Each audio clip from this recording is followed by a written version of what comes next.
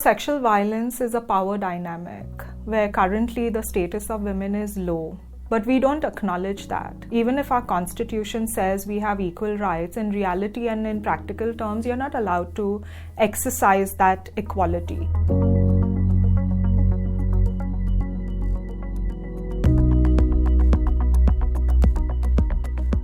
I started Safecity as an immediate response to a horrific gang rape.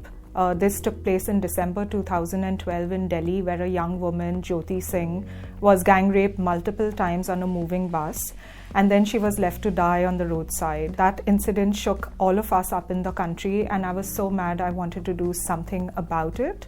And my response was to start a crowdsourcing platform where women and any other vulnerable group could report their experience of sexual violence in a public space anonymously. The idea is to collate these incidents because otherwise they don't make it to official statistics. And once we have access to this information, we look at it from a location perspective, understanding the patterns and trends.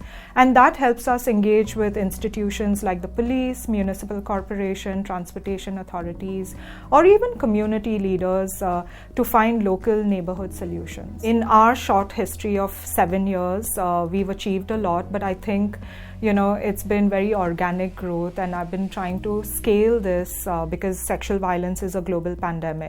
And I thought that being part of NED as well as the Reagan-Fascell Fellowship, I would have access to experts, but also new thinking, new perspectives. This experience has helped me connect my issue to the larger theme of democracy in a more tangible manner.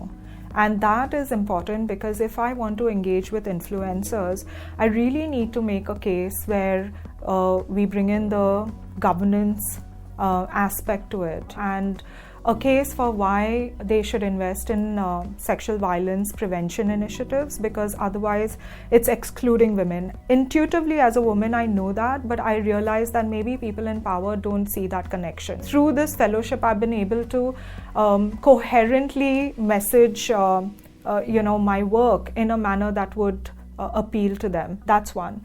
Second is I started to work on a how-to manual so that other people can benefit from my experiences of starting a crowd map as well as using technology for this particular issue. I am glad that I stuck to my conviction of focusing on this issue alone, and it's going to be an important time for me to add my voice. So a fellowship like this also gives me a platform and credibility to engage with others, not just in my country, but also beyond. It's a very important topic because sexual violence holds women back from participating fully in all aspects of life and society.